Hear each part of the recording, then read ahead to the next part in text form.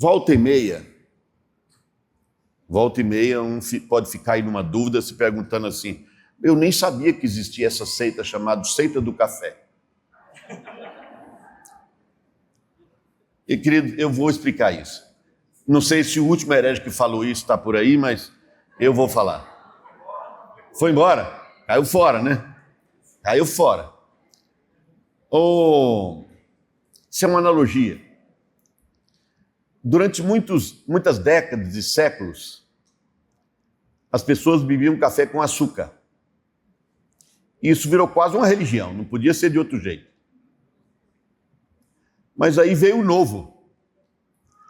E o novo retirou aquilo que mata, aquilo que condena, que é o açúcar do café. Só deixou o bom. Mas quando você é acostumado a tempo demais, o negócio parece que vira uma religião, sabe? E aí quando chegou o novo, passaram a chamar isso de seita. Noutras circunstâncias, já chamaram isso de judaizantes, esses antigos, sabe? Então, na verdade, o novo é o café sem açúcar. Aí os religiosos do passado chamam isso de seita, mas não é seita não, podem ficar tranquilos, não tem seita. Só tem café sem aquilo que faz mal, que é açúcar. É isso mesmo? A turma do café aí? É isso? Ok. Então está explicado, agora não tem mais dúvida, ninguém precisa mais perguntar. E volta e meia, o que é essa seita do café? Está aí explicado. É só uma analogia. É o pessoal que acha que se não tiver açúcar, está fora e vira seita. Né? Tá bom? Se alguém quiser experimentar sem aquilo que faz mal, lá embaixo sempre tem. Agora passou da hora, né? Porque amanhã já não tem mais. Mas no ano que vem você vai lá para baixo, naquela fileira de lá, sempre tem um ou dois lugares onde esse grupo novo aí, com a novidade, que não tem mais condenação nem perigo de morte, está servindo um cafezinho. Tá bom? Pronto, está aí explicado para quem estava perguntando que seita é essa. Nem nada, é só café sem açúcar. Tá bom? Ok. Meus amados, nós vamos, como o pastor Nilo falou, todo esse ano tratar sobre evangelizar e discipular. E depois nós vamos continuar no próximo ano. E depois. Mas se eventualmente nós não conseguirmos colocar todo mundo evangelizando, discipulando, nós vamos continuar não entrando em outros temas, vamos continuar nesse. Porque nós não queremos que Jesus volte e ele dá sinais de que pode voltar em breve. Nós não queremos que ele volte e nos apanhe em desobediência. Em desobediência. A questão do discipulado, como eu fiz aquelas duas colocações em inglês no primeiro dia, não é só uma questão de que eu posso, porque quem me capacita é o Senhor, que é que te faz sobressair, e que tens tu que não tenhas recebido. E se o receberas, por que te vanglorias, como se não tiveras recebido? Então, tudo que nós oferecemos de bom foi o que nós recebemos, certo, querido? Tudo que nós oferecemos de bom, nós recebemos do Senhor, a glória é dele.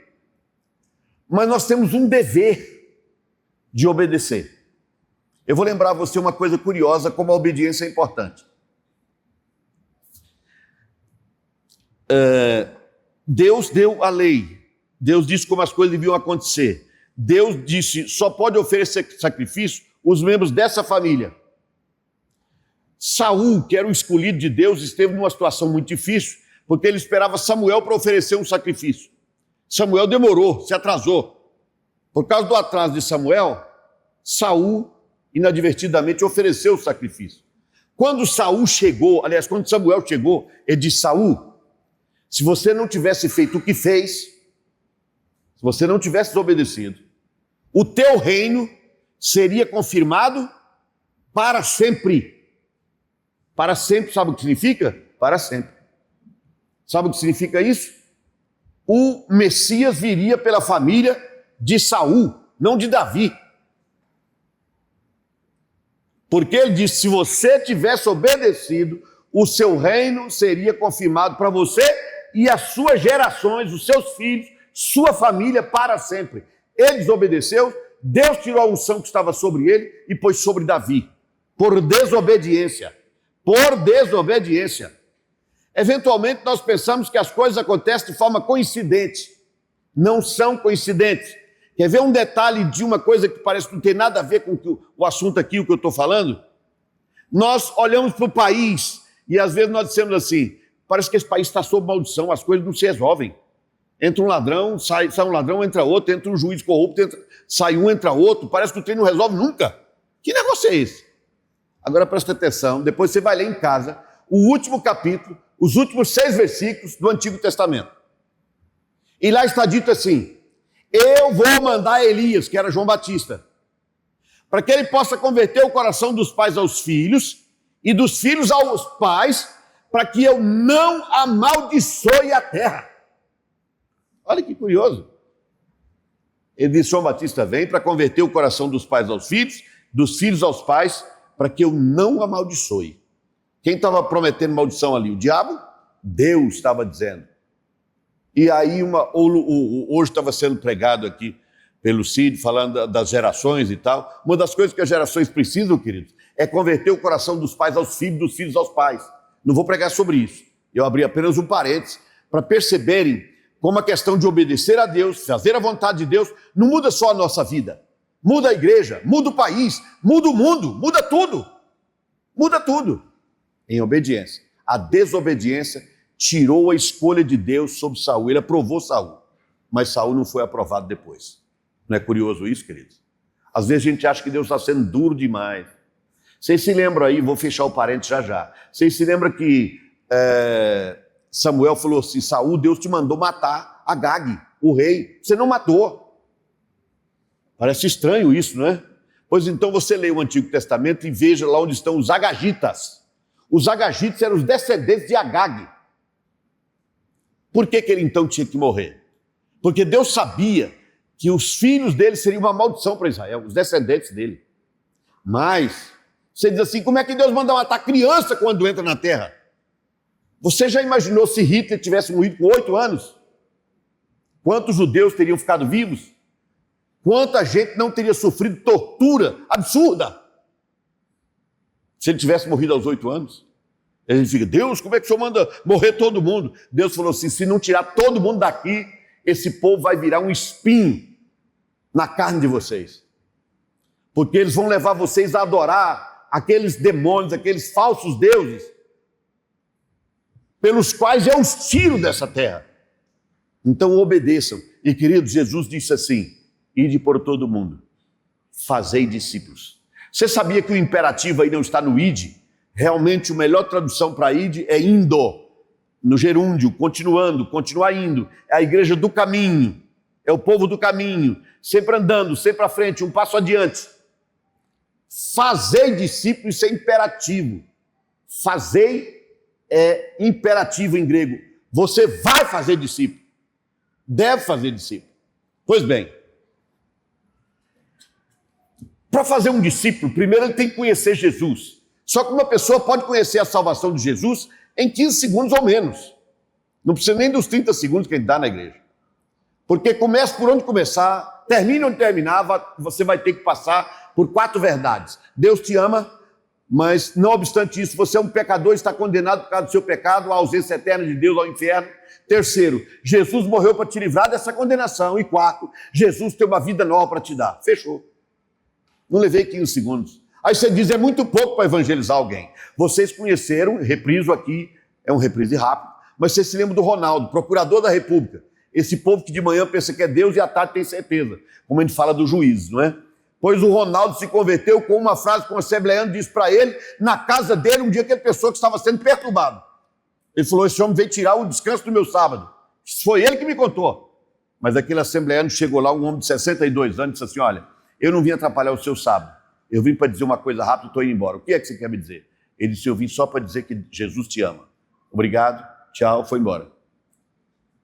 Ele disse assim: Alcides, depois que esse homem falou essa frase para mim, eu não consegui mais sossego. Aquilo foi acabando comigo, eu não aguentava mais, não sabia o que fazer, até que me ajoelhei e entreguei a vida a Jesus. Eu fiquei com um certo ciúmezinho na hora, um desconforto, digamos assim, porque ciúme é pecado, né? Inveja, aliás. A inveja é pecado.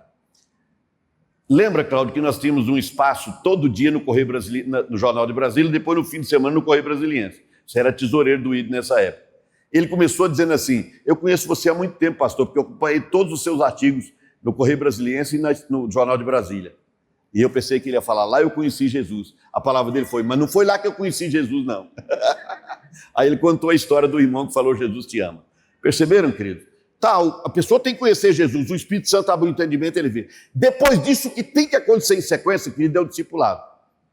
Essa pessoa vai passar a seguir a Jesus, nós já ouvimos sobre isso aqui. Aí no seu livrinho verde, sem querer, eu criei um acróstico em grego, depois é que o Diogo chamou a atenção. Ele vai seguir a Jesus, ele vai aprender com Jesus, ele vai viver o que aprendeu com Jesus e ele vai ensinar o que aprendeu e agora está vivendo com Jesus. Isso é discipulado. Só que o discipulado compreende um tripé. Vamos voltar a isso, querido. E agora eu vou dar exemplo para vocês entenderem com clareza. Um tripé que também vira um acróstico, vira um vox memoriam, que é o seguinte: ser. Para haver discipulado, você tem que ser inicialmente um suporte na vida daquela pessoa. Depois você vai estabelecer com essa pessoa um método de ensino, uma forma de ensiná-la. E depois você vai se relacionar com ela.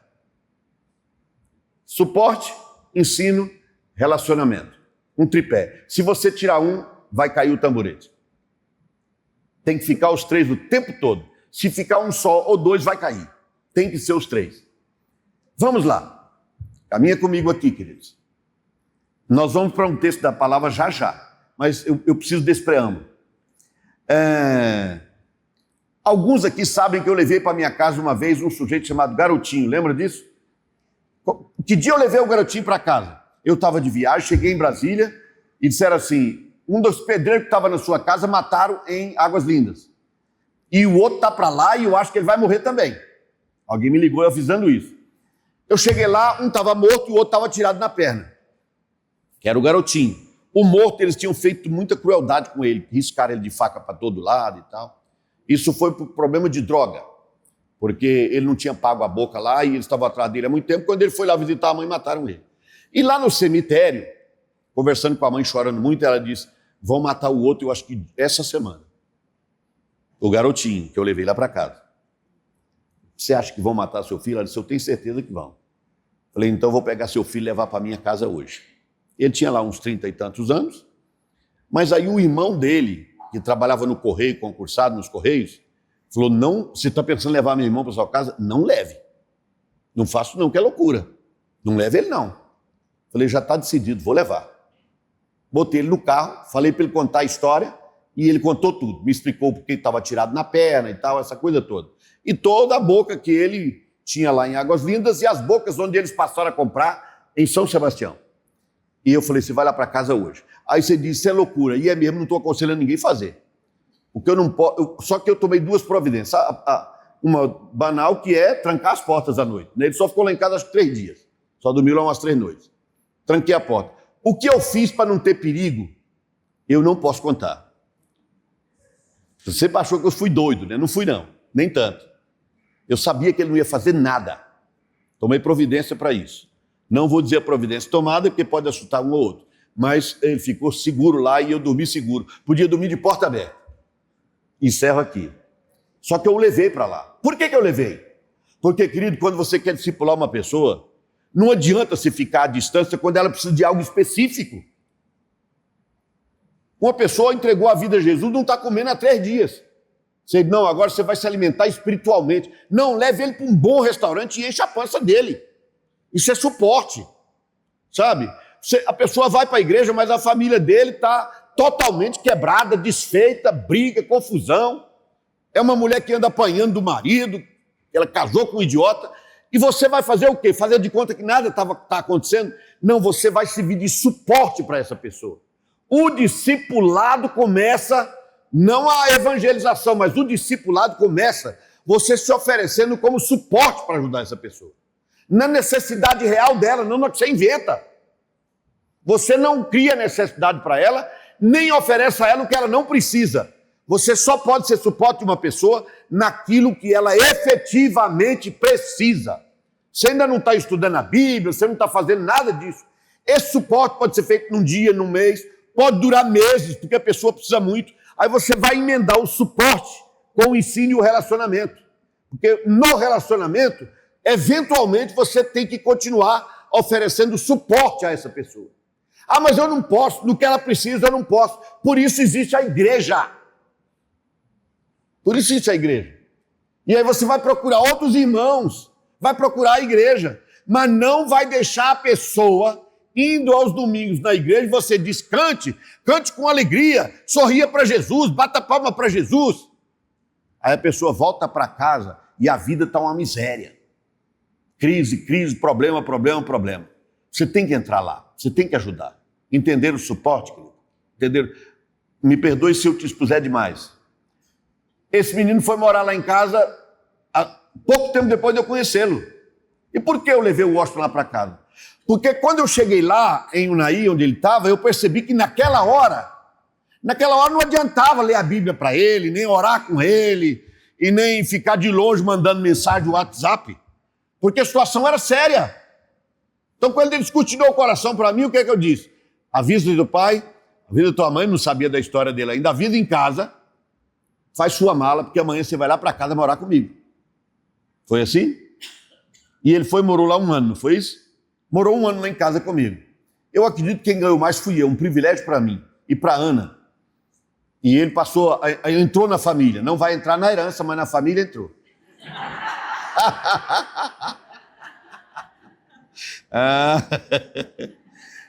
Então reparem só, querido.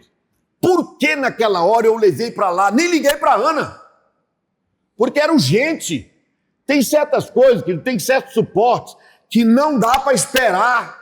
Se você vai fazer discipulado, você tem que ter disposição no coração, querido, para quebrar, assim, sair do quadrado. Você tem que sair do quadrado. Eventualmente você consegue auxiliar dentro do quadrado. Outras vezes não. Então eu disse, vai lá para casa.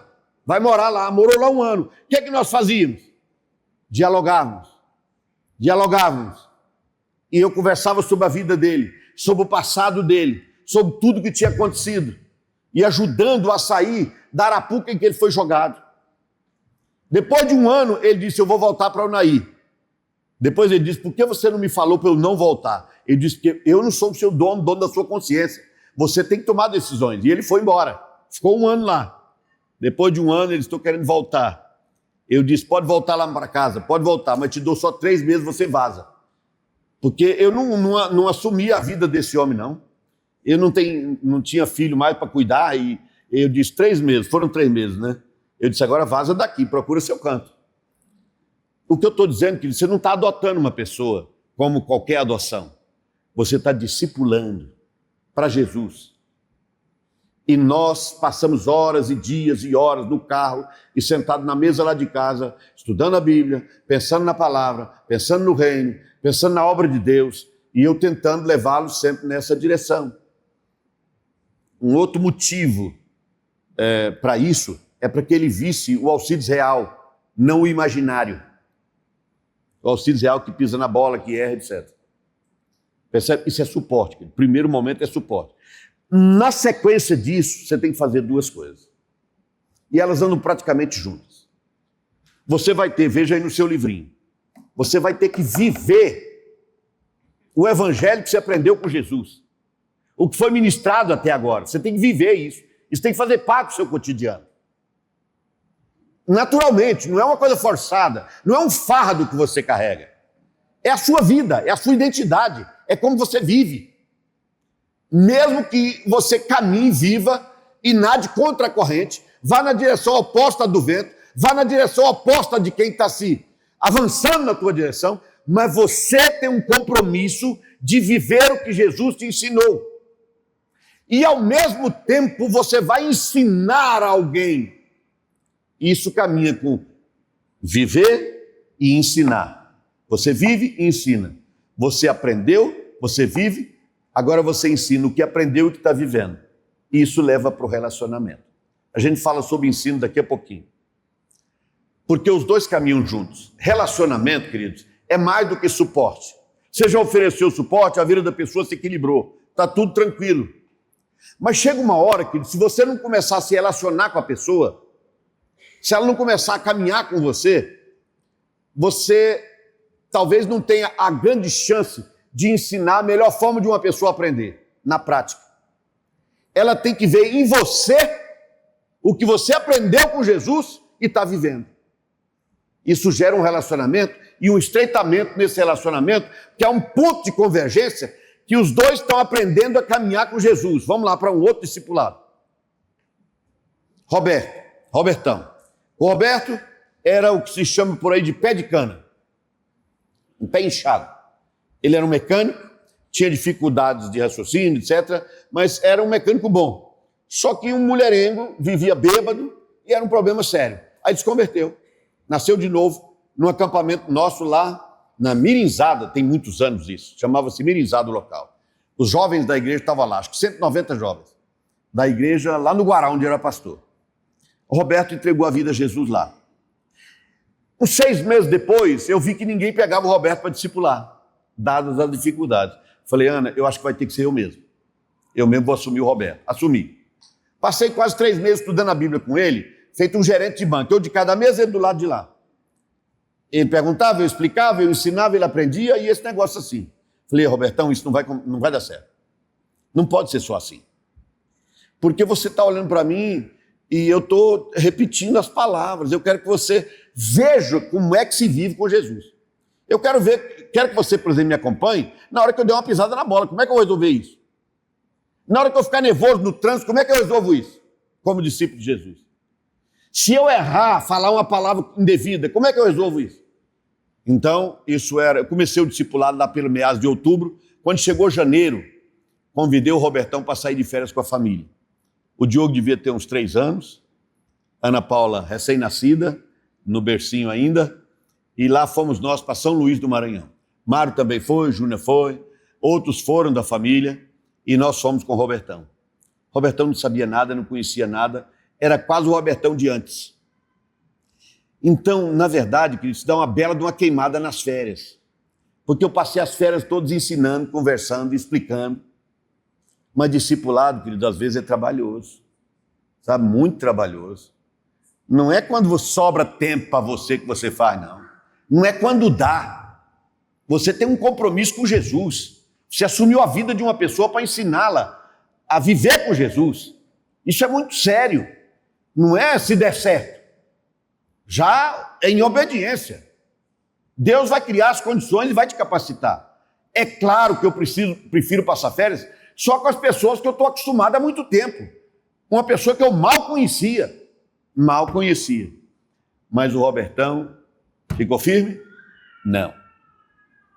Um tempo depois, um amigo da igreja me liga e diz, sabe onde encontrei o Robertão hoje? Bêbado, feito uma cabaça num boteco cercado de mulher. Na hora que eu vi isso, eu chorei. Depois orei. Depois fui buscar o Roberto. Quando ele viu que eu fui atrás dele, ele chorou também. Falei, Robertão, não vou largar você, cara. Não vou te deixar nessa. Levei ele de volta. Aí ficamos mais perto ainda. Nós estreitamos o tempo do nosso relacionamento. Como é que funciona isso hoje? Hoje o Roberto é um crente. 30 e tantos anos depois. Já até pregou por aí. E outra coisa, o Robertão, ele nunca mais voltou a essa vida que ele tinha antes. Não voltou mais. Ele não tem uma capacidade, talvez assim, de avançar demais, mas ele sabe e soube e aprendeu o suficiente para andar com Jesus. Inclusive nos momentos que falhou também, que errou também, nós fomos atrás e buscamos. Por que eu vou buscar? Porque, queridos, havia no meu coração a convicção que o Roberto era de Jesus. Se eu entendesse que ele era um Judas, eu deixava ele se enforcar. Mas ele não era um Judas, ele era um Pedro. E não um Judas. Entende? E o garotinho? Não falei que eu levei ele para casa? Passei 3 anos com ele. Eu tive que pegar o garotinho, botar traficante dentro do meu carro, fazendo ameaça a ele. Eu falei, se fizer mais uma ameaça daqui, eu vou direto para a delegacia. Se você quer receber o que ele te deve, vamos para lá que eu vou pagar. Agora cala a tua boca. Ele calou porque queria receber. Eu tive que pagar outras coisas. Ele roubou a televisão do tio. Eu tive que comprar uma televisão e dar para o tio. E muitas coisas dessas aconteceram. Depois de 3 anos, ele estava recuperado, crente e fervoroso. Não, depois de 3 anos, ele me levou para a justiça. Larrou eu para a justiça com um garotinho. E lá restou provado que efetivamente... Você estava lá, não estava, Valéria? Valéria e Ana Paula como advogados. Mas na realidade, queridos, eles viram que eu não fiz nada contra o garotinho, ele é que me devia. O advogado dele disse assim, ele está com um problema moral porque não dá conta de pagar a casa. Ele não pagou o dinheiro dele, então ele não dá conta de pagar o aluguel. Eu falei, nem precisa, porque quem paga o aluguel da casa dele sou eu, então não precisa. Que problema moral é esse? Quem alugou fui eu, quem paga sou eu. O fato, queridos, é que ele me levou. Tenho raiva dele? Zero. Porque, irmãos, aquilo tudo foi coisa da carne arquitetada pelo diabo. Sabe? Eu só lamento, só chorei por ele. Não tenho raiva dele, espero que não tenha morrido. E eu espero que, não tendo morrido, ele se encontre com Jesus, se já não se encontrou. Eu acho que ainda não, porque senão ele teria voltado lá em casa. Porque uma vez ele caiu, levado por um parente crente. Falei, não leve, ele levou, ele caiu, mas caiu feio. Assim que ele caiu em si, voltou lá para casa. Me pediu desculpa, pediu para voltar, estava devendo, tive que ser suporte dele de novo. E vai por aí. Querido, discipulado não é encontrar um momentozinho lá na igreja e fazer um estudo bíblico. Você tem um livrinho amarelo e o azul, aquilo é para te ajudar. Ler aquilo ali, estudar aquilo não é discipulado. O discipulado tem 3 pernas, não uma. Aquela é uma das pernas. É um instrumento para te ajudar a ensinar. Mas aquilo, o relacionamento é impreterível. Você tem que se relacionar com a pessoa. Hoje o Roberto vai lá na minha casa, às vezes ele chega, ele pensa que ele foi fazer uma visita, ele leva uma malinha e passa 3, 4 dias. Sem problema. O Roberto não chega lá em casa e pergunta se tem água. Ele não fica sentado no sofá. Ele vai para a geladeira e bebe. Se você pensa que tem um amigo de verdade, esse é um amigo de verdade. É o que vai para a sua geladeira e bebe sem pedir. Esse é o amigo mais chegado. Robertão é um amigo chegado. Amo o Robertão. E ele está num problema tão grande hoje, que fizeram uma injustiça com ele, e eu sei que é. Ele está condenado a 23 anos de cadeia por molestar menor de idade. Condenado a 23 anos de cadeia. Ele teria agredido sexualmente uma menina. Mentira deslavada. Mentira total. Eu não vou contar a história do porquê isso foi criado. Mas ele liga para mim, conversa comigo, fala, pastor, como é que chegou a isso? Como é que Deus permitiu? Eu disse, Deus tem propósito, deixa ele mostrar a vontade dele. Deixa ele mostrar a vontade dele. Discipulado é assim, queridos. Discipulado é viver com a pessoa, levá-la para sua casa, ir para o cinema com ela, chamá-la para almoçar com você, chamar para pescar com você, para sair de férias com você, conviver com você, porque só na sua vida ela vai ver Jesus ou não verá. Porque se as pessoas não puderem ver Jesus em mim, vão ver onde? Vão ver em quem? Tem que ser em mim. Porque senão eu estou tentando levar uma pessoa a viver o que eu nunca vivi. Aí você diz, então eu sou incapaz. Irmãos, quando eu chamei o Roberto para ir comigo, não era para ele ver como eu era perfeito, não. É para ele ver o quanto eu errava. Quantas conversas tivemos sobre isso, não é verdade, meu irmão? Várias conversas. Para entender que aqui tem muito erro. Um dia o Washington estava meio encabulado com a ideia de que eu fosse talvez quase perfeito. Eu disse, meu irmão, presta atenção no que eu vou te dizer agora. Se pegar o que passou na minha cabeça só esse mês, eu não estou falando do resto da vida, não. Nós estamos sentados lá na Copa, naquela casa que agora é do Diogo. Se passar naquela parede ali um filme do que passou na minha cabeça só esse mês, você vai levantar de vergonha, talvez. Você não está tratando com um homem que vai ser arrebatado na sua frente, não. Você está tratando com um pecador, mas um pecador que ama Jesus e faz todo o possível para se parecer com ele. Todo dia. Estou na busca de andar com Jesus, de me parecer com Jesus, ser um servo fiel a Ele, andar na presença dEle e obediente, em fidelidade, em lealdade a Ele. É isso, querido. Então não venha com a ideia de, pastor, mas eu tenho tanto erro. Você conhece alguém que não tem? Só Deus. Só Deus. Mas o seu discipulando vai ter que aprender até o que fazer na hora que erra. Por isso você se relaciona, por isso você ensina. Por isso você ensina. Haverá um momento, talvez, você tenha que chegar para o seu discipulando e pedir desculpa. Olha o que aconteceu com a Cida, que agora trabalha em Moçambique. Faz um trabalho lá em Moçambique. Ele era ovelha do meu pastoreio há uns 40 anos. Lá no comecinho do meu ministério. A Cida discipulava uma moça. E ela tinha um problema emocional grave, a Cida. Uma crise existencial profunda e era só alguma coisa. Não vou dizer o que era, mas ela tinha. E toda semana a moça ia lá para estudar a Bíblia com ela. Aí um dia, ela já não estava aguentando mais, a moça chegou, ela falou, não terá estudo. Mas como não terá estudo? Não, não terá. E a moça insistiu, até que ela falou, eu tenho um problema sério. Eu tenho uma crise que eu sofro assim, emocional, por causa do meu passado, minha família e tal. E contou para ela. À medida que ela ia contando, a moça ia chorando. A moça chorando. Ao final, a moça disse assim, hoje ficou claro para mim que eu posso ser uma crente.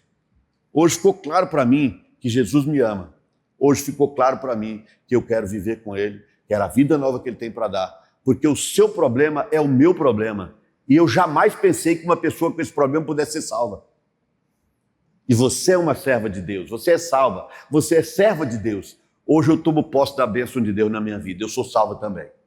Percebeu, querido? A confissão do problema convenceu a outra pessoa que não tem que ser Deus para ser salvo. Jesus Cristo veio buscar e salvar os perdidos, os doentes, não os sãos, não os curados. Quem está curado não precisa de médico. Não é isso, querido? Muito bem. Então você tem que servir de suporte, você tem que ensinar e você tem que se relacionar. Sobre o que ensinar, o objetivo, o que vai acontecer com esse discípulo? Ao seguir, ao aprender, ao viver e ao ensinar, você vai receber em breve um livrinho como esse aí, de graça, para você ficar claro isso para você. Esse livrinho vai tratar de 4 temas. Seguir, aprender, viver, ensinar. Tá bom? Do tamanho desse aí que você está com ele na mão, mais ou menos. Tá ok, querido? Estudem igualmente. Mas agora, eu quero fazer um estudo de caso, digamos assim, para a gente aprender um pouco mais sobre isso. Então, por gentileza, abra sua Bíblia. Segundo livro das Crônicas, capítulo 33. Segundo livro das Crônicas, capítulo 33.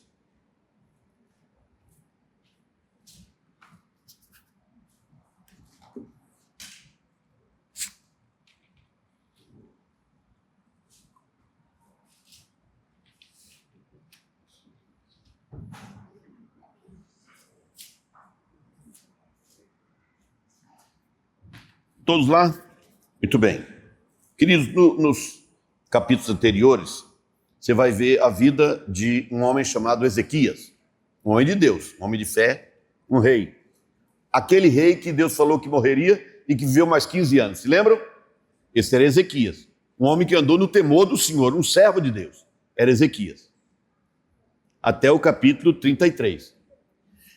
Só que quando Deus falou, você não vai morrer, vai viver 15 anos, nasceu, como filho dele, uma das piores figuras que já passou por Israel.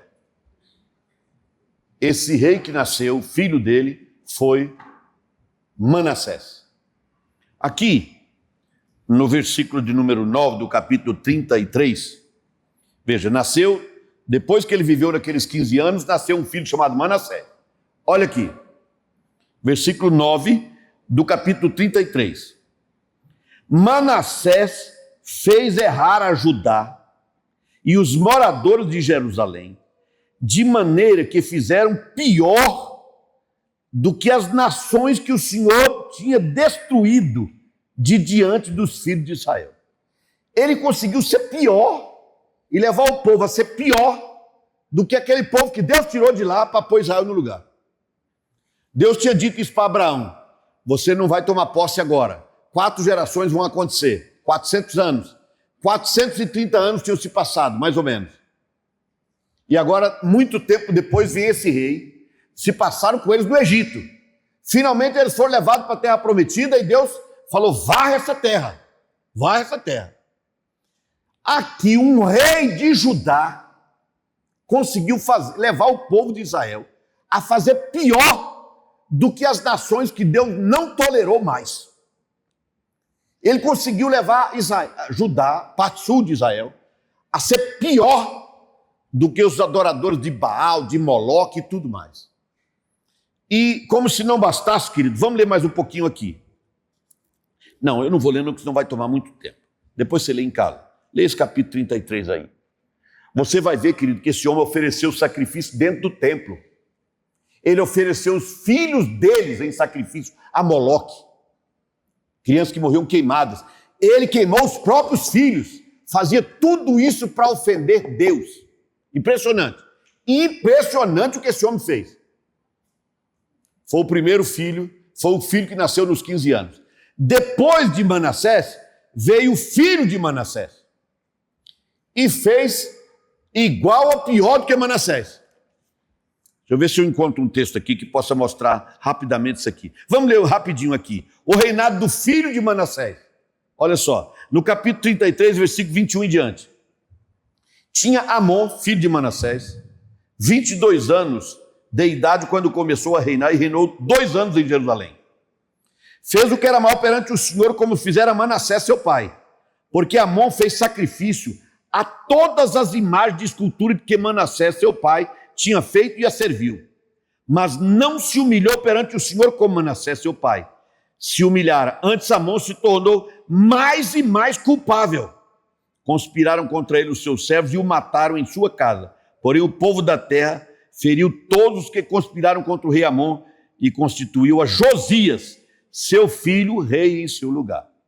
Eu vou a Josias já já, neto de Manassés, bisneto de Ezequias. Mas eu quero mostrar 2 pontos aqui muito importantes, queridos. Eu não falei que Manassés foi uma praga, foi horrível para Israel. Agora, eu não estou falando do seu trabalho de discipulado, eu estou falando sobre sua vida agora. Não o trabalho de discipulado. Eu estou falando do discipulador, a vida do discipulador. Acompanha comigo aqui o versículo 10 do capítulo 33. Falou o Senhor a Manassés e ao seu povo, porém não lhe deram ouvidos. Nem Manassés, nem o povo quis ouvir Deus. Pelo que o Senhor trouxe sobre eles os príncipes do exército do rei da Assíria, os quais prenderam Manassés com ganchos, amarraram-no com cadeias e levaram à Babilônia. Ele, Manassés, angustiado, suplicou deveras ao Senhor seu Deus e muito se humilhou perante o Deus de seus pais. Fez-lhe oração e Deus se tornou favorável para com ele. Atendeu-lhe a súplica e o fez voltar para Jerusalém, ao seu reino. Então reconheceu Manassés que o Senhor era Deus. Sabe o que significa isso? Isso significa arrependimento, confissão. Deus se apresentou, ele percebeu a presença de Deus por um meio ou outro, não vamos entrar no mérito. Mas depois disso, querido, ele percebeu que estava errado. E o que ele fez? Ele suplicou por perdão. Deus, me perdoe, Deus.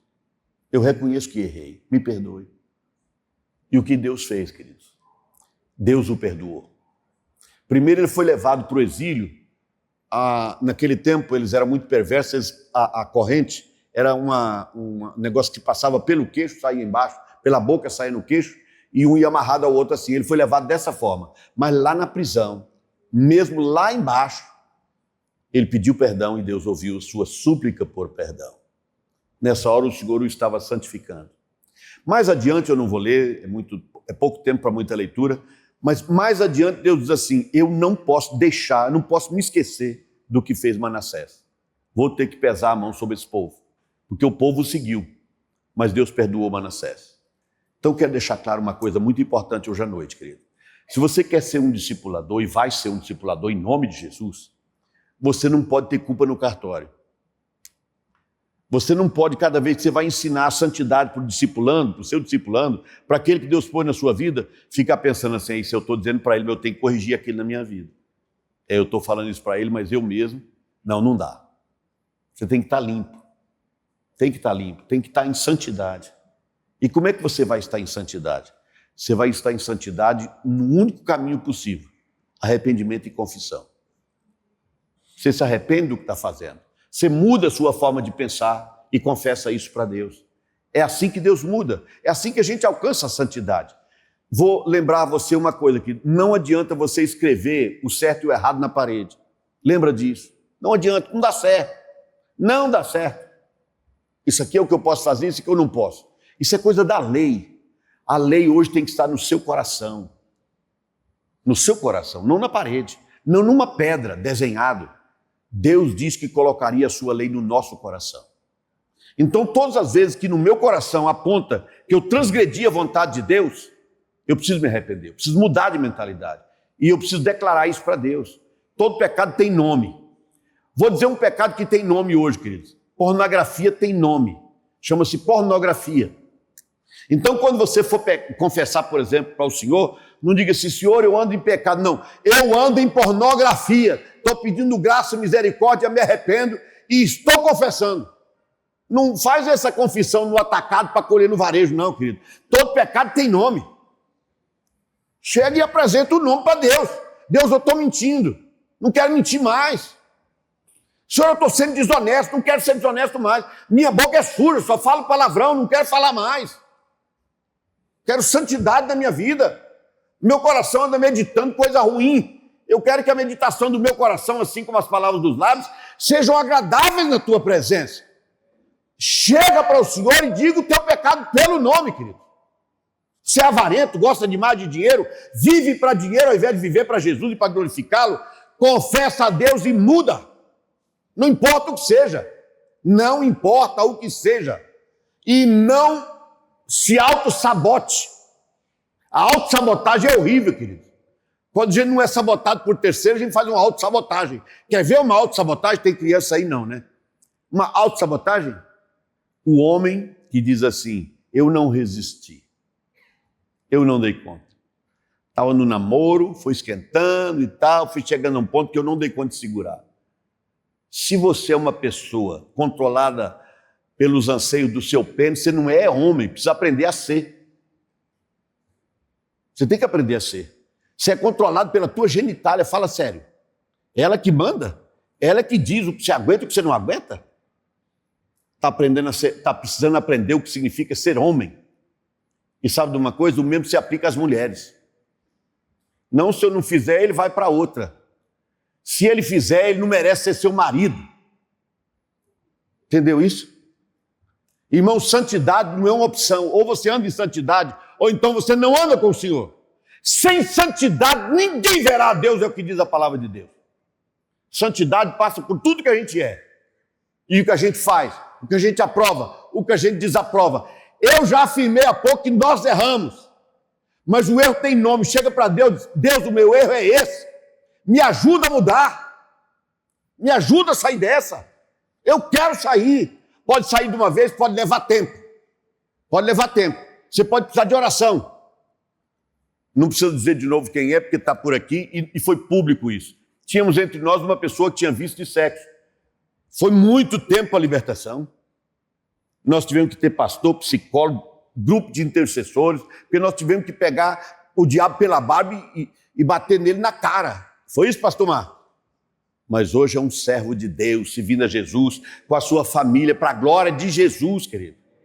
Então não importa o seu problema, Deus vai dar saída. Deus é bênção na sua vida, mas você tem que ir para o Senhor, me perdoe. Isso Manassés teve que passar. Ele era a pior praga em Israel, matou os filhos a Moloque e foi perdoado. Você também será perdoado. Ah não, já estou perdoado porque Jesus morreu por mim. Então por que o apóstolo João manda confessar os pecados? Se ele mandou é porque tem que confessar, tem que escrutinar o coração. Mas mais uma vez, querido, ao invés de você sair um pedido coletivo de perdão, você procura a Deus e diz, Espírito Santo, mostra o que está errado na minha vida. Não é só errado no sentido negativo, não. Errado, por exemplo, você não está discipulando. Se você não tinha outra confissão a fazer, agora já tem uma. Deus, eu estou em desobediência, estou pedindo perdão pelo meu pecado. Pequei até agora em desobediência. Mas eu estou pedindo ao Senhor que me conceda a graça de não te desobedecer mais. Eu vou fazer discípulos ao Senhor. Eu vou discipular. Ou continue com o seu pecado e acerte com Deus quando Ele voltar. Quando Ele vier te buscar. Percebe isso, querido? Entenderam isso? Deus perdoou, Deus me perdoa, Deus perdoa você. Mas vamos buscar santidade. Buscar santidade. Eu vou dar um conselho que eu dou para os namorados e namoradas. Porque essa fase da vida, quando está começando a namorar, 13 anos, 15 anos, 20 anos, 20 e poucos anos, sei lá o tempo vai começar, a coisa está na flor da pele, né? A gente está subindo parede de costas. Matando jacaré abutinada, né? Na pedrada. Então repare nisso, querido. Vou dar 2 conselhos para você quando for namorar. Não importa a sua idade, você pode ter 30, 50, não interessa. Todo namoro leva isso em consideração. Para os dois agora, para o menino e para a menina. Nunca, nunca, jamais façam sozinhos o que não fariam junto com os pais. Ponto. Entendeu isso? Você nunca vai fazer sozinho o que você faria na frente dos pais. Segundo, falo agora às mulheres. Meninas, guarda o seguinte. Você vai dizer para o seu namorado, seja ele quem for, o seguinte. Você só vai pôr a mão no meu corpo onde o pastor Alcides também puder pôr a mão. Tá certo? Entendeu isso? Pronto. Pastor Alcides pode pegar aí? Não. Então você também não. Por que o pastor Alcides não pode pegar ali? Porque ele não é o marido. Você é? Não, o seu namorado, não é marido. Se você levar esses dois princípios, você vai namorar em santidade. E Deus vai abençoar seu namoro. E talvez um casamento e uma família maravilhosa que o Senhor vai criar para você. Tá certo? Fora disso, querido, fora disso é pecado e acabou. É pecado, ponto. Ajoelha logo, pede perdão, busca misericórdia, pede a Deus para te dar chance para casar, porque você está abrasado. E a palavra diz, é melhor casado do que vir abrasado. Eu casei novo por isso. A Ana e eu chegamos para Jesus, dizendo, Senhor, não dá para esperar mais não, tem que estar ficando feio. E ele fez um milagre e nós conseguimos casar. Ela tinha 18 anos, eu tinha 21. Ela fez 19 e recebeu a mim como presente no dia do casamento. Mas foi assim, querido, nós fomos para Deus, dizer, Senhor, não dá mais para esperar. Senão nós vamos pecar e isso não está certo. Quando a coisa começava a esquentar demais, nós ajoelhávamos na sala da casa dela para orar. Para orar juntos. E nós chorávamos na presença de Deus. Dizer, Senhor, é natural que eu queira essa mulher. É natural que ela me queira também. Mas não está na hora e está ficando difícil. Tá certo? Quem quiser conversar comigo sobre isso, estou à disposição. Mas olha só. Manassés foi perdoado. Filho dele fez pior do que ele. Ou igual. Mas aí vem uma figura maravilhosa chamada Josias. Olha que coisa incrível, queridos. Josias.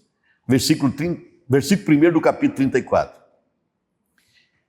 Josias é neto de Manassés, filho de Amon e bisneto de Ezequias. Tinha Josias 8 anos de idade quando começou a reinar e reinou 31 anos em Jerusalém. 8 anos. O pai dele era um péssimo exemplo. O avô dele foi um péssimo exemplo. Péssimo. Mas na continuação diz assim: fez o que era reto perante o Senhor, andou em todo o caminho de Davi, claro que não em relação à vizinha, seu pai, e não se desviou nem para a direita, nem para a esquerda. Olha só, irmãos, desde 8 anos de idade, o caminho desse homem foi reto, não fazia curva. Tinha um caminho reto, que era o caminho ensinado, aprendido desde o rei Davi. Perceberam isso, queridos? Aqui há uma coisa muito importante, muito importante. Algumas pessoas apresentam como desculpa para não fazer a obra que Deus mandou fazer, discipulado inclusive, porque eles carregam um fardo do passado. O que fizeram com a pessoa no passado, aquele dia que ofenderam, que machucaram, que massacraram, que não sei o quê. E essa pessoa carrega isso para sempre. Irmãos, esse menino era uma criança. Vocês vão ver o que ele fez a partir dos 16 anos. Mas veio de uma herança espiritual horrorosa. Mas tudo começou de novo nele. Foi ruim o seu passado? Teve problema lá? Você não teve modelo, não teve paradigma, exemplo bom na sua vida? Comece você sendo agora um novo exemplo. Você é o paradigma daqui para frente. É a você que vão seguir agora para conhecer melhor a Jesus. Esse passado, então, nós precisamos cuidar dele, querido. Eu vou reprisar uma palavra que eu acho que eu já dei na igreja. Se eu não dei, beleza, se eu já dei, paciência. Nós precisamos entender 3 tempos na nossa vida, irmãos. E começa pelo passado. Deus é um Deus presente. Ontem, hoje e amanhã. Ele não vai para amanhã, ele está lá no amanhã. Mas nós não, nós estamos aqui e agora. E nós tivemos só um passado. Ainda não temos um futuro. E o que é o passado? Essa é a pergunta básica que eu quero deixar para você. O que é o passado? O passado é um acontecimento, é um fato e a leitura que você faz desse fato. Eu preciso reprisar isso para vocês para explicar o que eu quero trazer agora. A Ieda tem um passado. Ela foi secretária de grandes figuras aí do governo e tal, e teve toda uma vida de casada, um filho, uma história, filho que veio, que o senhor levou, etc, etc. Todos nós temos um passado. Você tem a sua história lá atrás. Você também tem. Eu tenho. Você tem. Todos nós temos. Agora a pergunta é, que leitura você faz desse passado? Vamos tentar um exemplo? O sujeito olha para trás e diz assim, meu pai não me amava como amava meus irmãos, porque nós éramos 5 e só quem apoiou fui eu. Nunca ele bateu nos outros 4, mas em mim ele batia. Bateu umas 5 vezes em mim. Ele não me amava. Amava mais os meus irmãos. É uma forma de ler um acontecimento. Mas essa mesma pessoa, olhando o mesmo fato de ter apanhado, pode dizer assim, meu pai me amou mais do que meus irmãos. Por isso hoje eu sou esse homem honesto, esse homem reto, eu não aceito falcatrua. Por quê? Porque meu pai me amou a ponto de me disciplinar e ensinar o caminho certo. É o mesmo fato, 2 leituras. Mas isso é determinante na sua vida. Se você quiser ficar inventando desculpa de porque meu marido lá atrás fez não sei o quê, minha tia não sei das quantas, minha mãe não sei o que mais, você vai viver para isso. Querido, se tem uma parte vazia no copo do seu passado, esquece essa parte vazia. Olha para a parte cheia. Olha para a parte boa. Olha para aquilo que construiu na sua vida, que te fez bem. E aquilo que você acha que fez mal, pode ser só uma impressão sua. Deus pode ter se utilizado daquilo para fazer algo maravilhoso na sua vida. Você tem que ter consciência disso. E tem que abraçar isso. Porque senão vai viver como alguns crentes vivem desde a conversão até o fim da vida. Vão lamuriar, vão murmurar, vão reclamar, vão azedar o coração, amargar tudo. Larga essa história ruim do passado, querido. Deixa esse porém do seu passado. Abraça aquilo que Deus, desde aquele momento, construiu na sua vida. Isso significa que você nunca mais vai poder falar sobre isso? Não, vai, qual é o problema? É a sua história, é o seu passado. Você pode contar sobre isso, conversar sobre isso, comentar sobre isso. O que você não pode é deixar que isso atrapalhe a sua vida. A sua caminhada, a sua jornada. O seu trabalho de discipulador, de evangelista, de discípulo de Jesus, de alguém que segue, vive e ensina o que Jesus veio e nos ensinou. Ficou claro isso, querido? Esse é o passado. O presente nós não vamos falar muito. Aliás, o presente se falou aqui esse tempo todo, né? Mas vou lançar só uma perguntinha que vai ajudar no dia a dia. Especialmente os casais. A pergunta para o presente é, onde você está quando você está aqui? Por exemplo, eu estou falando aqui agora, pode ser que alguém que está sentado aí não está aqui. Está lá fora, ou em Brasília. Onde você está quando você está aqui? Isso é muito importante para os casais, viu, queridos? Porque às vezes a pessoa está conversando, o outro diz, o quê? Rapaz, eu estou falando 15 minutos, não ouviu nada. Por quê? Porque ele não estava lá. Então guarda essa pergunta, onde você está quando você está aqui? Esteja onde você está, tá, querido?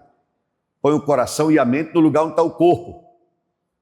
Ok, vamos caminhar, não vamos perder muito tempo aí não. E o futuro? O que é o futuro? A gente tem uma expressão que diz assim, o futuro a Deus pertence.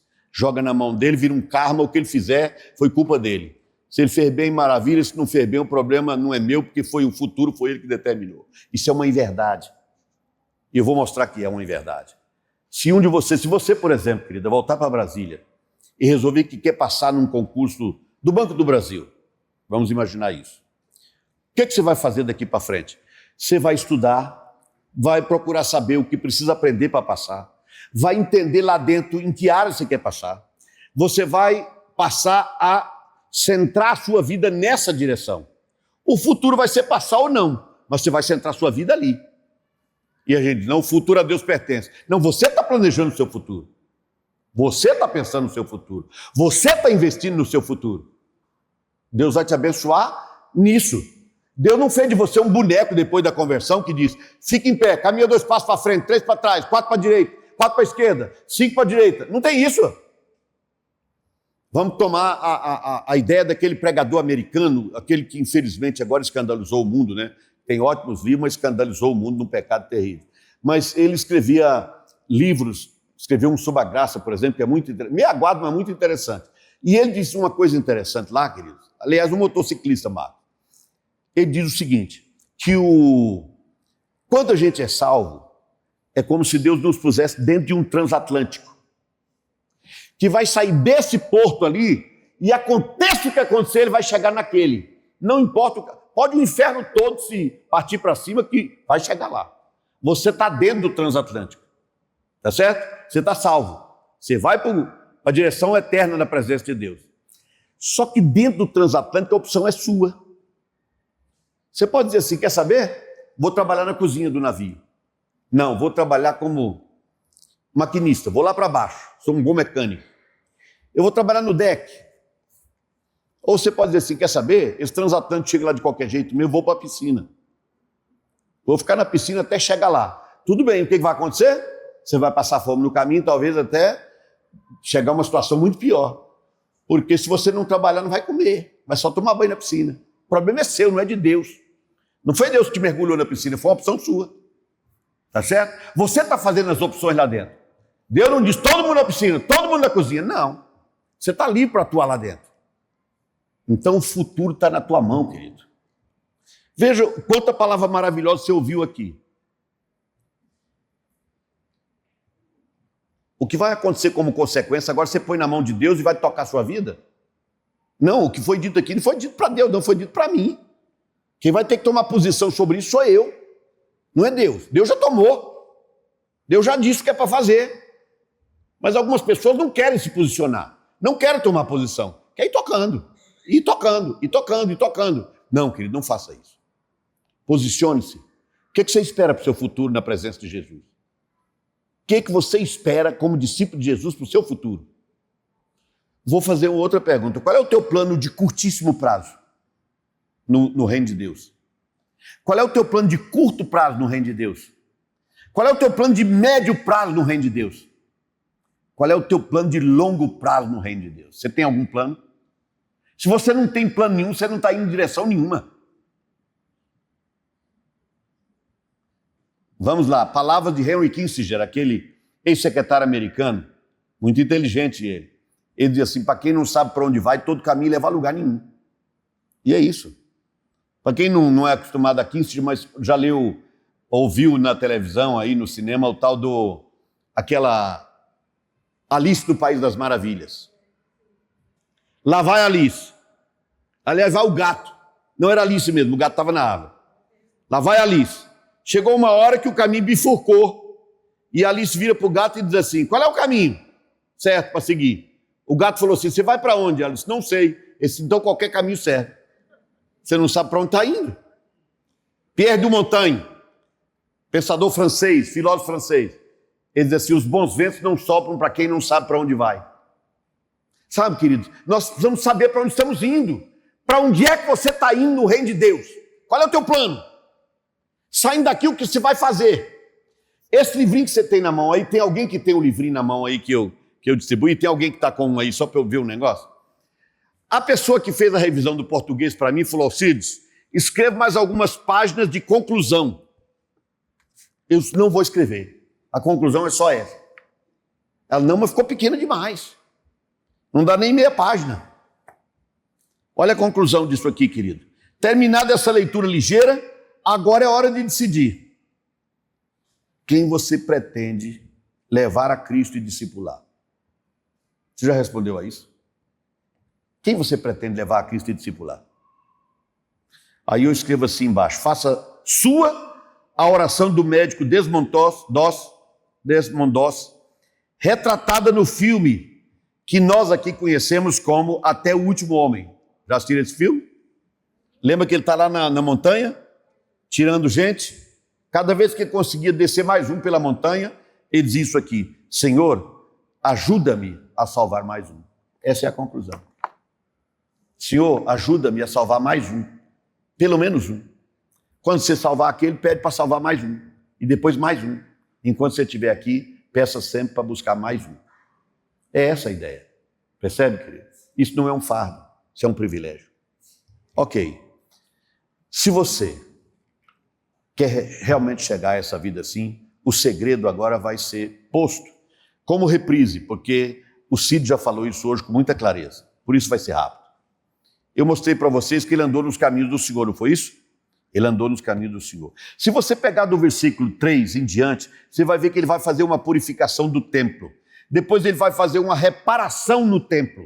Vai reconstruir o que estava destruído, o que não estava bom, etc. Ele faz essa reparação. Mas o que eu vou ler e interessa para esse momento é o que está no versículo 14. Veja lá, do 34, desculpe. 34, 14. Quando se tirava o dinheiro que se havia trazido da casa do Senhor, Ilquias, o sacerdote, achou o livro da lei do Senhor, dada por intermédio de Moisés. Quando eles estavam lá mexendo no templo, querido, acharam a lei, acharam a Bíblia que eles tinham naquele tempo. Veja que coisa curiosa, estava perdido, ninguém tinha. Ninguém tinha. Era um livro perdido. Imagina a Bíblia perdida, não tem. Aí o que acontece? Maravilhoso, queridos. Então disse Ilquias ao escrivão Safã: achei o livro da lei na casa do Senhor. Ilquias entregou o livro de Safã, então Safã levou o livro ao rei e lhe deu relatório dizendo: tudo quanto se encomendou a teus servos, eles o fazem. Contaram o dinheiro que se achou na casa do Senhor e o entregaram, etc. Ele está dando um relatório do que fizeram com o dinheiro na reconstrução do templo, certo? E termina dizendo assim, 18. O sacerdote Ilquias me entregou um livro. O sacerdote Ilquias me entregou um livro. Safã leu nele diante do rei. Ele leu o livro para o rei. E agora veja.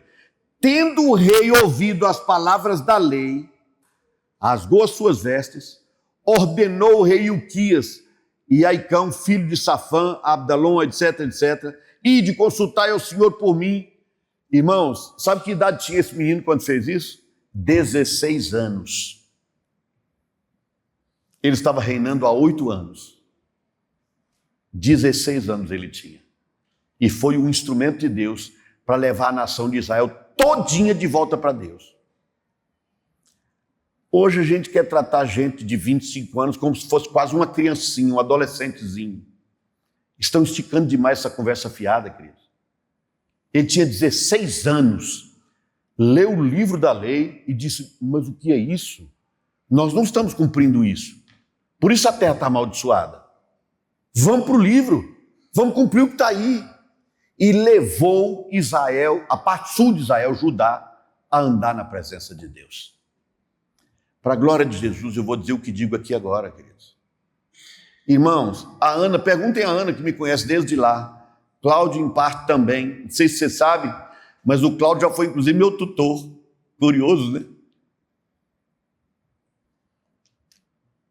Eu comecei a pregar quando tinha 15 anos, querido. E prego quase a mesma coisa até hoje.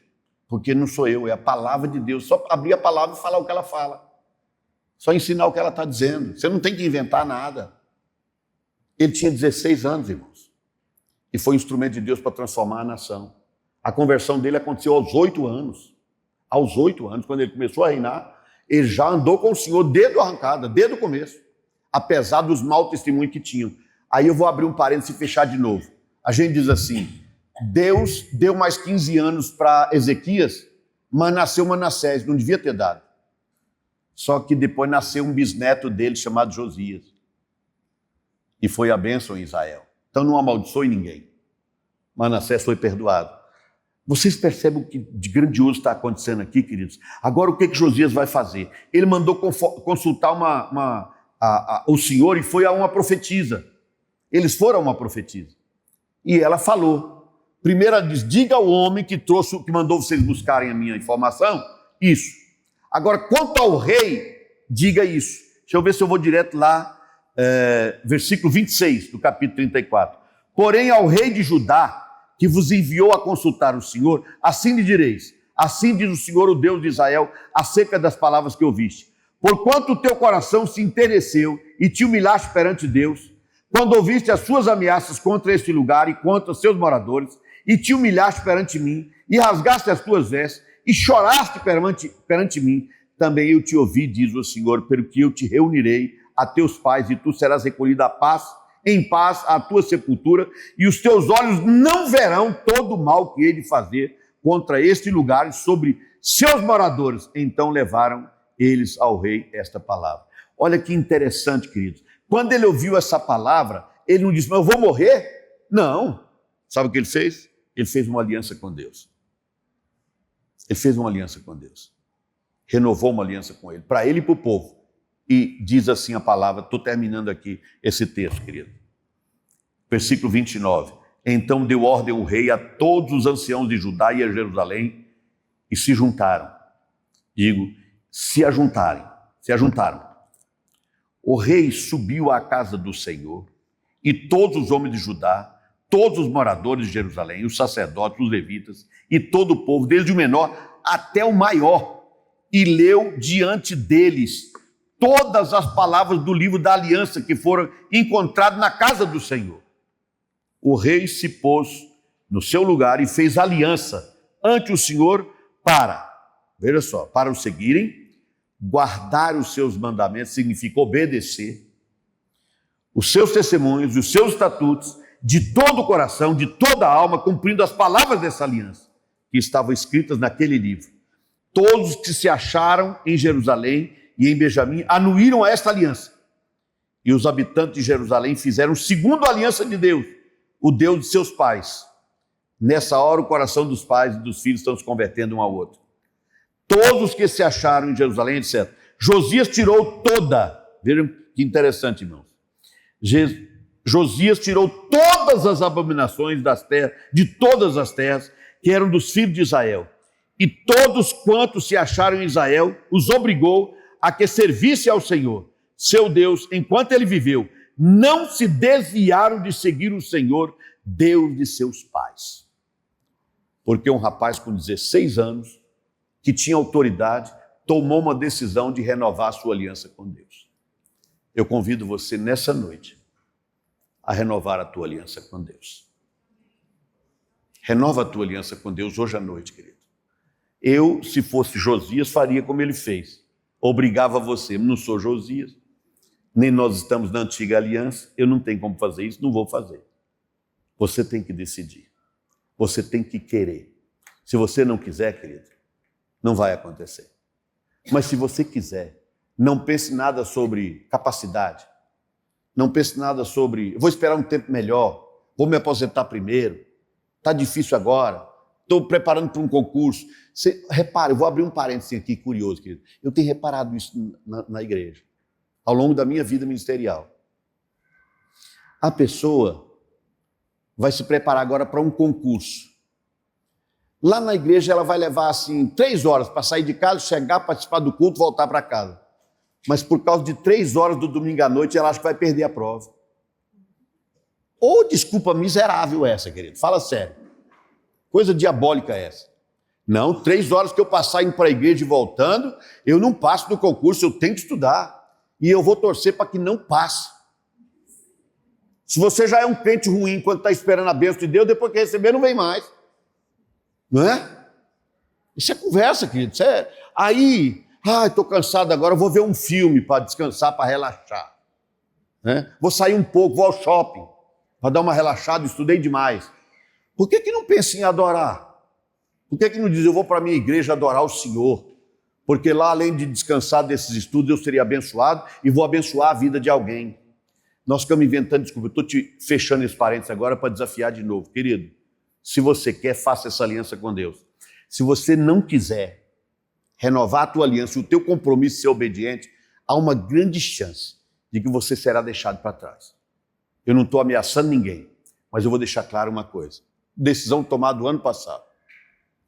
Nós vamos focar muito mais tempo em quem, mesmo tendo problema, tendo dificuldade, tem coisa para resolver, vai arrostar esta obra que Deus nos confiou. Pode ter problema, eu também tenho, querido. Graças a Deus estou em pé agora, mas ontem eu preguei sentado de manhã. Entende isso? Todo mundo tem problema. Então não inventa desculpa. Mas, queridos, o ano passado, pastor Marcos foi que me chamou primeiro para isso.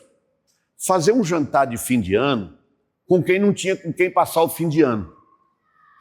Aí nós fizemos vários anos. Só que depois nós percebemos que a gente tinha que ficar adulando o que não tinha para onde ir, para ele ir para lá. Eu falei, mas que parada besta é essa? Eu estou fazendo para a pessoa, é como fazer um almoço, você coma, e não sei, não quero, coma. Não, você fica insistindo, quer comer, a mesa está aí. Não é? Então, no final desse ano, eu falei, quer saber? Eu vou comprar uma passagem e vou passar o fim de ano com a Neném e o Clésio, lá no sul, onde estão com a filha dele, só com os dois. O Clésio é tesoureiro dessa igreja há 15 anos. E faz com esmero esse trabalho. Mas a gente não liga para ele muito, porque ele é bênção, ele está sempre firme, ele não apresenta muita dificuldade, nem problema, nem dor de cabeça. Não, deixa esse sujeito aí, deixa ele fazer na obra. E a gente presta atenção nos outros. Tem gente que tem uma ferida que se você curar, ele abre. Ele precisa dessa ferida aberta. Não quer ser curado. Para ter sempre alguém passando um remedinho ali. E se precisar, a gente passa o resto da vida, não tem problema. Mas você vai trabalhar. Você vai ser benção na mão de Deus. Ou você está sendo discipulado ou vai discipular. Ou então você vai virar um peixe fora d'água no ministério 1 a 1. Você vai se sentir fora do ninho, viu, querido? Porque nós vamos investir para valer. Ou então nós mudamos esse nome de 1 a 1. Bota aí, quem quiser faz, quem não quiser não faça. Né? Qual é a igreja de vocês? Quem quiser faz, quem não quiser não faça. Mas ministério 1 a 1 significa 1 a 1, todos para Jesus, cada um discipula um. Quando você terminar o discipulado daquele, começa com outro. Tá certo? Eu estou avisando, você vai ficar meio perdido. E não é uma ameaça, querido. Nós não queremos que você se perca. Nós não queremos que você ande pelo mundo, que você volte para o mundo. Não, nós queremos é que você seja obediente e receba a bênção. Você não será abençoado na desobediência. Estou colocando isso diante de Deus nesse renovo de aliança agora. Eu espero que Deus não te abençoe na desobediência. Para o teu bem, para o teu bem. Dou 2 exemplos disso. O povo de Corinto estava morrendo, adoecendo e morrendo, porque estava participando da ceia sem entender o corpo, ficando bêbado durante a ceia. Paulo falou assim, alguns de vocês estão doentes e alguns já morreram. Se eu vou lá orar para ser curado essa pessoa que está vivendo desse jeito, ela vai achar que a vida dela está certa. Minha vida está certa, Deus até me curou, fez um milagre na minha vida. Pense em Adão no Éden. No Éden. Foi mencionado aqui pelo Anderson. Lá a questão dos querubins, não foi? Da entrada do Santo dos Santos. Por que Deus pôs querubim na entrada do Éden, queridos? Porque Adão estava em pecado, ele e a mulher dele mortos no pecado. Se ele tivesse chance de entrar e comer da árvore da vida, ele passaria a viver no pecado. Ele viveria a eternidade como um homem condenado, no pecado e distante de Deus. Então Deus pôs um querubim para ele não poder entrar lá, para não voltar para o bem dele, para o bem dele. Não é porque Deus estava de birra com ele, não. É porque Deus sabia que ele precisava de uma transformação. Se ele comesse da árvore da vida sem transformação, ele viveria como homem no pecado. Então, queridos, eu não vou pedir a Deus que te abençoe na sua desobediência. E nem a mim. Que Deus nos abençoe, queridos, na nossa obediência. E a unção que Ele tem sobre mim e sobre você, que Ele não passe para outro. A unção de Deus para você é para você. Não deixa fazer como Saul, que tirou dele e pôs em Davi, não. A unção é na tua vida. Amém? Você diz, mas pastor, eu ando cansado, doente e tal. Vou dizer uma coisa importante para você, querido. É interessante isso. Enquanto você estiver raciocinando, você é uma força, como você não tem ideia, contra o inferno. Porque um discípulo de Jesus que está doente na cama, consciente, passa o dia sem muito o que fazer, passa orando. Ah, mas como eu tenho orado nesse tempo que eu tenho passado de cama, é uma beleza. Você ora, você resiste ao inferno, mas você não sai da batalha. Você quer fazer essa aliança sinceramente, querido? Pensa bem, toma cuidado. Não seja apressado demais não, porque vem paulada pela frente. Você vai ter que bater na cara do diabo algumas vezes. Não vai cutucar a onça com a vara curta, não. Você vai cutucar sem vara nenhuma. Né? Ele vai partir para cima. mas Jesus prometeu que estará junto com você. Ele estará com você e o Espírito Santo estará dentro de você. Jesus ali, ó, presente. Então não tenha medo, não tenha medo. Só se entregue, só diga: Deus, eu quero obedecer. Eu quero fazer essa aliança, eu quero ser bênção na vida de alguém. Eu quero ser instrumento nas mãos do Senhor para abençoar uma pessoa. E queridos, mercê do bom Deus, ao longo de todo esse ano você vai levar pelo menos um. Então presta atenção. Você vai receber, devia ter recebido, mas a máquina lá em casa quebrou, o Diogo trouxe outra, mas ainda não conseguimos fazer. Você vai receber aquela fichinha, onde você vai botar até 3 nomes. Se você tiver dúvidas sobre o preenchimento lá, você me fala depois. É fácil demais. Você vai botar os nomes. Uma fichinha vai ficar com você. Aqui tem atrás como você vai orar pela pessoa que você vai alcançar. Atrás da ficha. A ficha que não tem nada atrás, você vai entregar ao líder da sua célula. Para que o líder da sua célula acompanhe você. Líderes, estão aí os líderes presentes. Passem depois, por favor, Nilão, para os outros também. Eu sei que você vai passar. Olha só. O líder da célula vai, na hora da célula, no finalzinho da célula, vai pedir a uma das pessoas que apresente um dos nomes que ele tem na ficha. E aí ele apresenta, fala quem é, o que precisa, e toda a célula vai interceder. Como é que chama lá na Assembleia de Deus, minha irmã? Corrente de oração, como é que é? Núcleo de oração? Círculo de oração, pronto. Nós vamos fazer uma espécie de círculo de oração da Assembleia de Deus. Todo mundo ali orando por aquela pessoa. Na próxima semana vai ser outro. E depois outro, depois outro. Depois volta aquele primeiro. Olha o que eu vou dizer agora. Você já está fazendo isso há 3 meses. Já procurou a pessoa. Já tentou, já fez o possível. 3, 6 meses. E a pessoa não quer, passa para outro. Tá certo, querido? Não deixa a comida da mesa esfriar, não, passa para outro. Chama outro. Lembra da parábola? O Senhor preparou um banquete, convidou um monte de gente, cada um inventou a desculpa. Eu estou com a junta de bois, eu acabei de casar, comprei um terreno, cada um apresentou uma desculpa. O Senhor falou assim: esse da desculpa larga para lá. Vai pela rua aí, traz todo mundo que você achar. Traz todo mundo que você encontrar. Não fique com a mesa posta eternamente, não, que oferece para outro. Tá certo? Mas você vai levar alguém a Jesus e discipular. Se você precisar da ajuda dos pastores da igreja, todos, tanto os presbíteros quanto os pastores da igreja, você procure.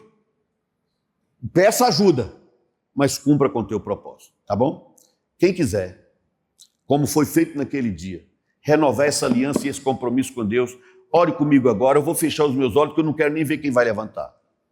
Mas se você quer, fique de pé, por favor, nós vamos orar. Tá certo, querido?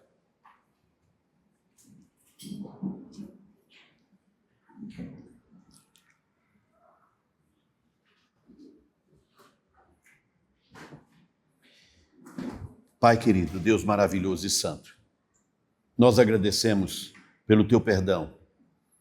Meu Deus, o Senhor nos achou quando nós estávamos perdidos no pecado, mortos no pecado, e o Senhor nos salvou. Obrigado pela tua palavra, que hoje não está perdida no templo, ela está na nossa mão, ela está no coração de muitas pessoas, na mente de muitas pessoas. Agradecemos isso e te pedimos, como o teu filho ministrou hoje pela manhã, queremos voltar à palavra, Senhor. Queremos viver a palavra. Queremos viver a simplicidade do Evangelho. Hoje à noite, Deus, nós estamos aqui de pé porque nós queremos renovar a nossa aliança com o Senhor.